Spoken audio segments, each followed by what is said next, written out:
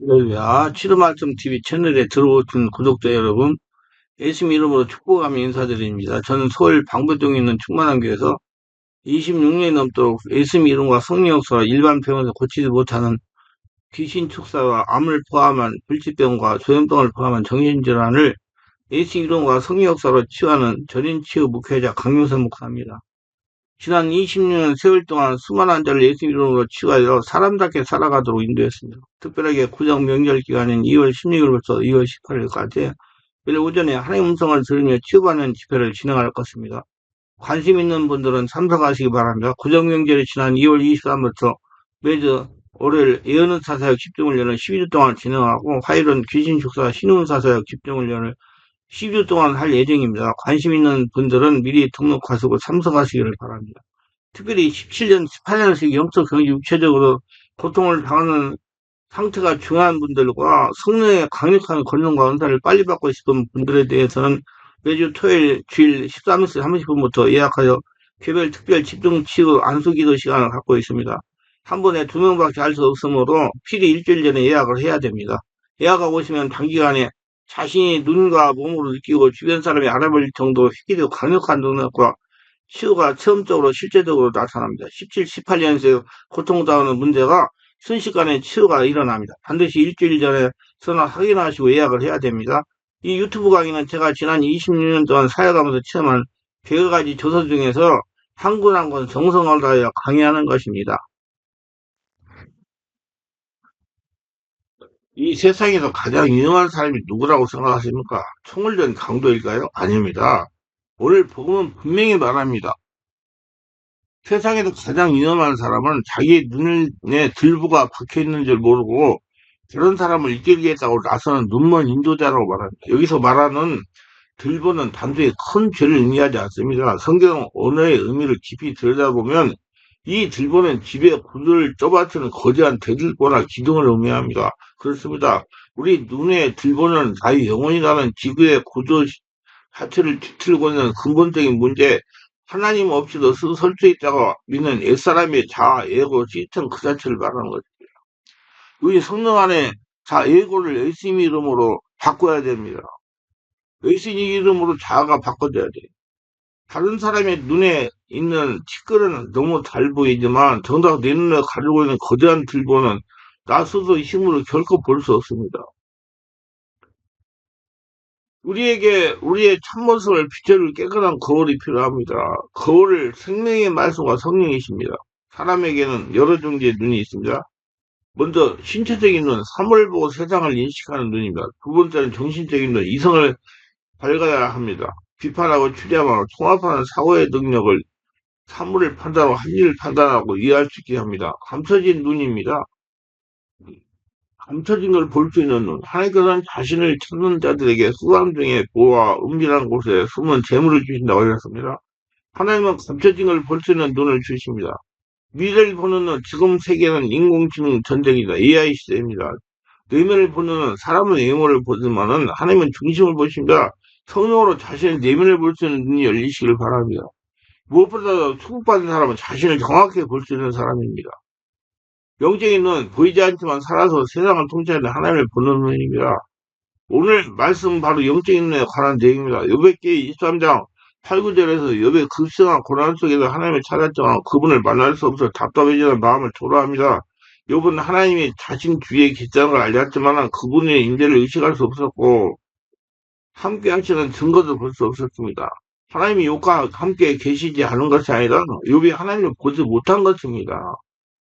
욥이 영적인 눈이 이상이 있었던 것입니다. 우리는 어떻습니까? 하나님은 어디에나 계시고 믿는 자 안에 계실 것 같습니다. 하나님은 언제나 어디나 우리와 함께 하십니다. 중요한 것은 우리가 하나님의 임재 속에 살고 있냐입니다. 하나님과 나와 함께 하신다는 것을 경험하여 살고 있는 것보다 분명히 하나님이 함께 하시는 것을 인정하면서도 나는 실제로 그걸 누리지 못하고 있지만 무감각으로 살고 있지는 않습니까? 요처럼 하나님을 찾지만 그분을 볼 수도 없고 만날 수 없는 상태를 아닙니까? 첫째, 영적인 눈먼 상태는 어떤 상태일까요? 사이좋게 자기 역할을 잘하던 코와 눈이 오늘날 싸우게 됐습니다. 코가 눈에게 말했어요.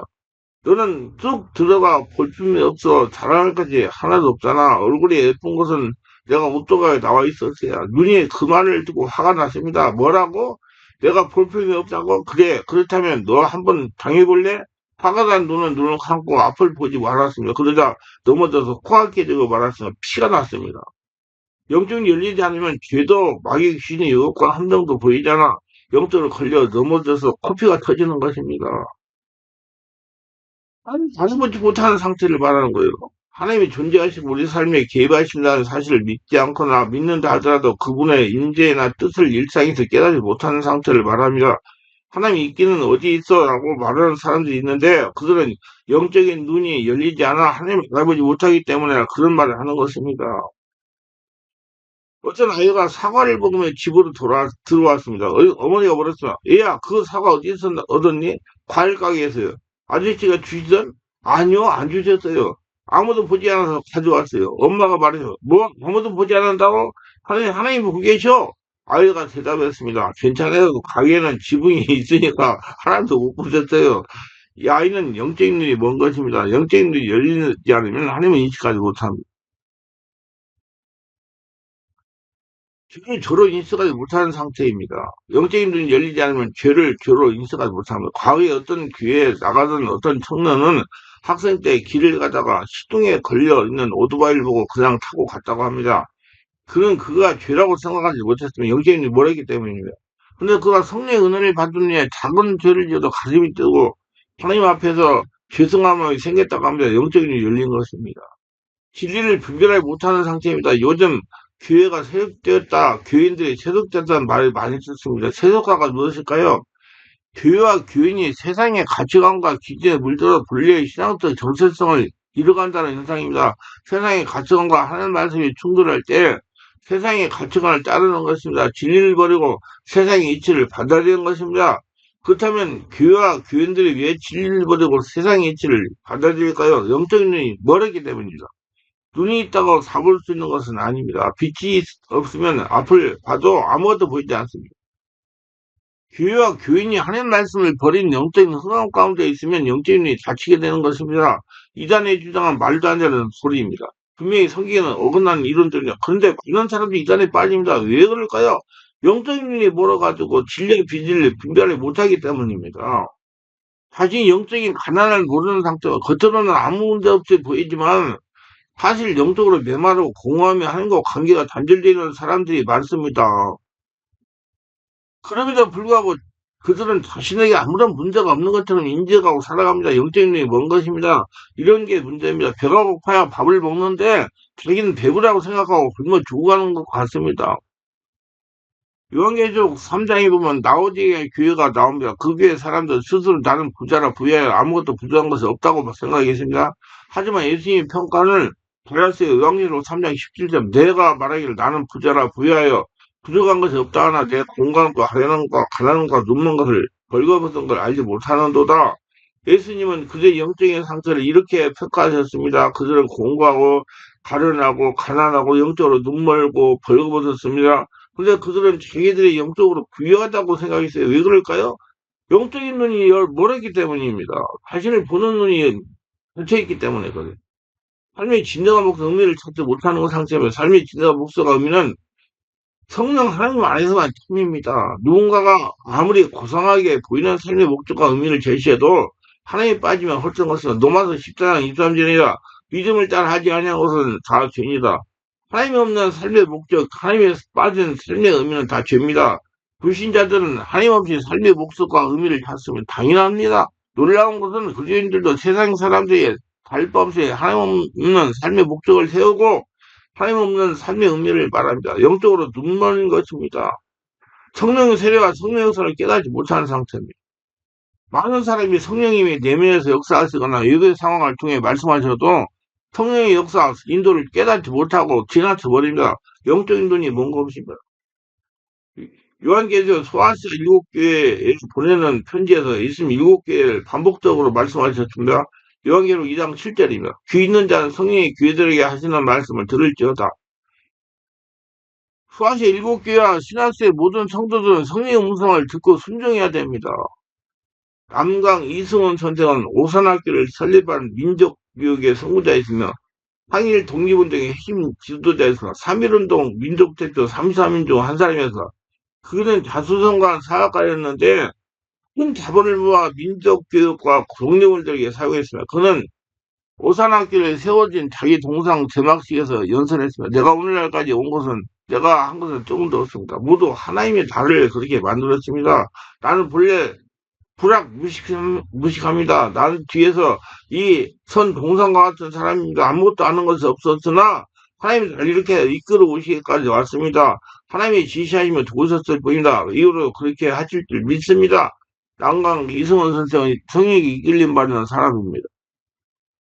영적이를 떠는 사람은 성령으로 세례받고 성령 인도를 받는 사람이고 영적인 다친 사람은 성령 인도에 받지 못하고 육신의 눈으로만 살아간 사람입니다. 그러면 영적인 눈으로 눈먼 이유는 무엇 때문일까요? 인간이 한계를 가진 한계 때문입니다. 타조는 동물 중에서 가장 시력이 좋은 동물입니다. 사람은 보통 시력이 1.0인데 타조는 20.0, 25.0입니다. 타조의 눈은 뇌보다 더 큽니다. 테니스 공만 한 수정체 때문에 멀리 있는 물체를 선명하게 볼 수 있습니다. 밝은 날에는 20km밖에 있는 물체도 시끄럽습니다. 타조에 비하면 인간의 시력은 아무것도 아닙니다. 하나님 인간의 시력뿐만 아니라 영적인 면에서도 한계를 두셨습니다. 하나님은 인간의 제한된 이해를 뛰어넘는 분이시며 하나님은 보이지 않게 이 우주를 운영하십니다. 그래서 하나님이 자신을 보여주지 않으시면 어느 누구도 그분을 볼 수 없습니다. 욥이 하나님을 볼 수 없었던 것은 하나님의 부재가 아니라 인간의 한계 때문이었어요. 관심이 없고 영적인 눈이 열리지 않았기 때문이에요. 영적으로 혼미했던 상태이기 때문이다.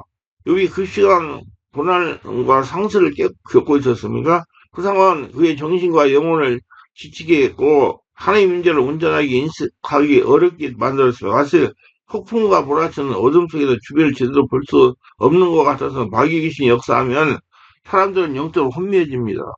고린도서 4장 4절 그 중에 이 세상 신이 믿지 않은 자들의 마음을 혼미하게 하여 그들의 영광의 복음의 왕치에 비치지 못하게 하니 이 세상 신은 마귀 귀신입니다.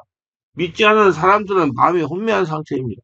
그래서 그들은 그리스도의 영광의 복음의 광채를 보지 못합니다.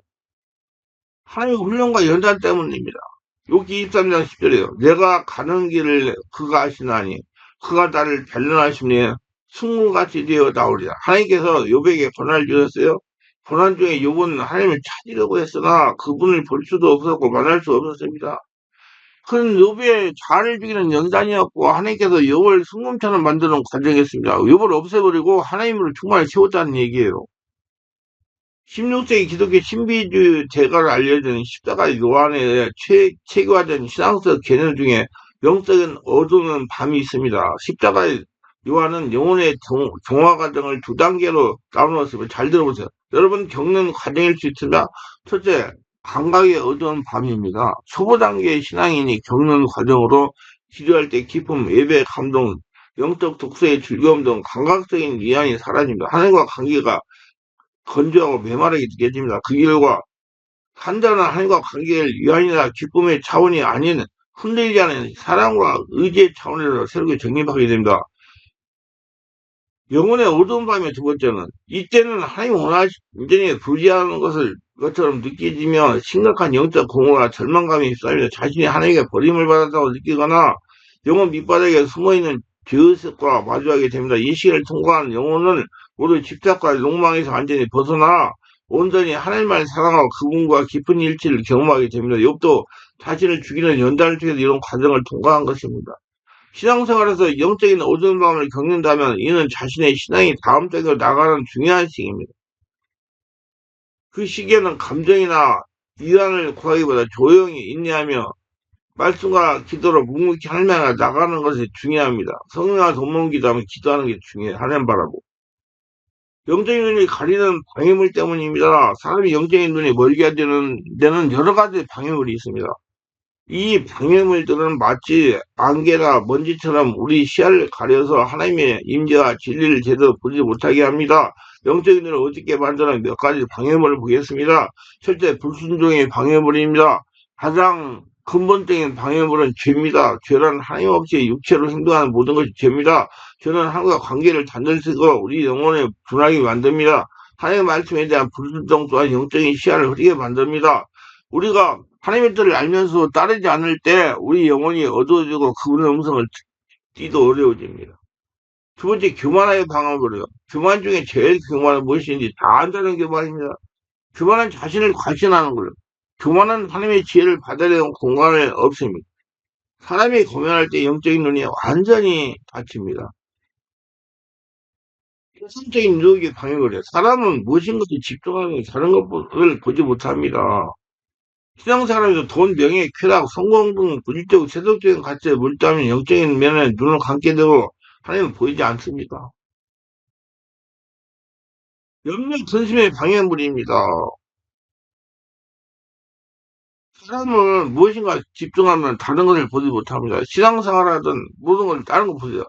그래서 우리 빨리 내가 멀리에 집중하고 있는가 찾아가지고 온전히 하나님에게만 집중하시기 바랍니다. 염려와 근심의 방해를 미래에 대한 염려와 불안도 영적인 시야를 흐리게 합니다. 눈앞에 문제들에만 집착하다 보면 그 모든 것을 주관하시는 하나님의 섭리와 임재를 놓치게 됩니다. 염려는 하나님께 맡겨야 되고 기도로 바뀌어야 됩니다. 이전에 6월절을 앞두고 한 사람이 납비에게 말했습니다. 납비님, 저는 염려와 근심이 너무 많습니다. 없는 것이 많아 골머리가 아픕니다. 못 살겠습니다. 납비는 무엇 때문이라고 물었습니다. 그는 말했습니다. 6월절이 다가오는데 무교병을 살 돈도 없고 포도주를 살 돈도 없고 제 옷 안 내고 아이도 또 물론 고기도 살 돈이 없습니다. 납비는 물었어요. 무교병은 얼마요? 5천 원입니다. 포도주는 얼마요? 1만 원이요. 당신 옷은 5만 원이요. 아내 옷은 10만 원이요. 아내 옷은 3만 원이요. 6월절 고기값은 2만 원이요. 이 말을 듣는 늑대가 말했어요. 이제 당신이 돌아가서 너무 많은 걱정을 하지 말고 한 가지 걱정만 하세요. 21만 5천 원 걱정만 하세요. 그러면 하나님께서 한 가지만 기도하세요. 21만 5천 원을 달라고 말입니다. 하나님 제가 20만 5천 원이 필요합니다. 20만 5천 원을 말해야 할 때는 지혜세요. 이렇게 한 가지만 놓고 기도로 관리해서 염려는 하나님께 맡겨야 됩니다. 그리고 그 염려는 기도로 바뀌어야 됩니다. 염려에 질리면 영적인 일이 닫히게 됩니다. 영적인 게으름이 방해물이야. 영적인 게으름은 우리 영혼을 잠들게 합니다. 기도하지 않고 말씀을 읽지 않으면 영적으로 잠들게 됩니다. 잠든 상태에서 눈이 있어도 소용이 없는 것처럼 영적으로 병들면 영적인 맹이나 다름이 없습니다. 예배와 공동체 생활에 소홀히 할 때 영적인 근육은 약해지고 영적인 시력은 흐려집니다.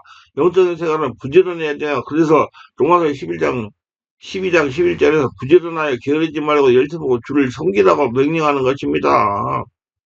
영적인 무관심 때문에 눈이 다치는 거예요. 미국의 존 맥스웰 목사님의 사냥꾼으로 유명한 교우와 함께 차를 타고 몇 차례 고속도로를 달렸습니다. 목사님 그때마다 그 교회의 특별한 면을 보았어요. 목사님 저기 다람쥐가 있네요. 그럼 목사님에게는 보이지 않았습니다. 목사님 저기 오리가 2마리나 있습니다. 목사님 오리도 보이지 않았어요. 목사님 사진을 보세요. 토끼가 지나갔어요. 목적지에 이르기까지 사냥꾼 교우는 10여마리 짐승을 봤으나 목사님은 같은 길을 가면서 아무것도 보지 못했어요. 왜냐하면 목사님은 그런 것에 무관심했기 때문입니다. 하나님에 대한 무관심 역시 영성의 시력에 심각한 방해물입니다. 관심이 중요해요. 우리가 하나님을 찾지 않고 하나님께 마음을 열지 않으면 하나님께서 우리에게 당신이 임재를 나타낼지라도 우리는 알아채지 못합니다. 나의 주인도 역사에도 물릅니다. 하나님을 찾는 관심이 중요해요.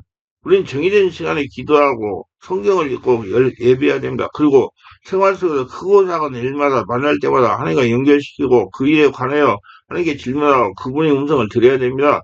영적인 관심을 가져야 하나님의 손이 보이고 하나님의 얼굴이 보이고 하나님과 대면하고 하나님의 음성을 들립니다. 무관심한 영성을 멀게 합니다. 하나님에 대한 오해가 방해물입니다. 영적인 눈을 여는 방해물. 하나님에 대한 오해들은 우리가 하나님을 제대로 이해하지 못하게 하고 신앙생활에 어려움을 겪게 만들고 영적인 눈이 어두워지게 합니다. 몇 가지 하나님에 대한 오해를 정리하겠습니다.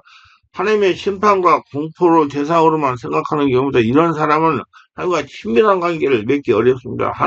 이런 사람은 저를 고유하기보다 승기에 급급하게 됩니다. 이런 영적 압박감은 신앙의 것을 빼앗아가고 하나님과 멀어지게 만듭니다. 하나님은 나의 소원을 들어준 도구로만 여기는 경우다. 하나님을 기도만 하면 나의 모든 소원을 들어준 재판기로 오해하는 경우입니다. 이런 하나님과의 관계를 조건적인 것으로 만드는 영적인 일을 흐리게 합니다. 하나님이 인간적인 생각을 감정으로 제한하는 경우입니다. 인간적인 기준으로 하나님을 판단할 때 우리는 하나님의 지혜와 주권을 온전히 신뢰하지 못하고 영적인 시야가 좁아집니다. 하나님의 관계를 율법이나 행위로만 보는 경우입니다. 하나님과 관계를 내가 뭐를 얼마나 잘했는지에 따라 결정된다고 생각합니다. 이런 오해는 자신의 행위에 따라서 영적인 상태가 오르내린다고 믿게 되고 참된 자유와 평안을 누릴 수 있게 하며 결국 영적인 눈이 흐려집니다.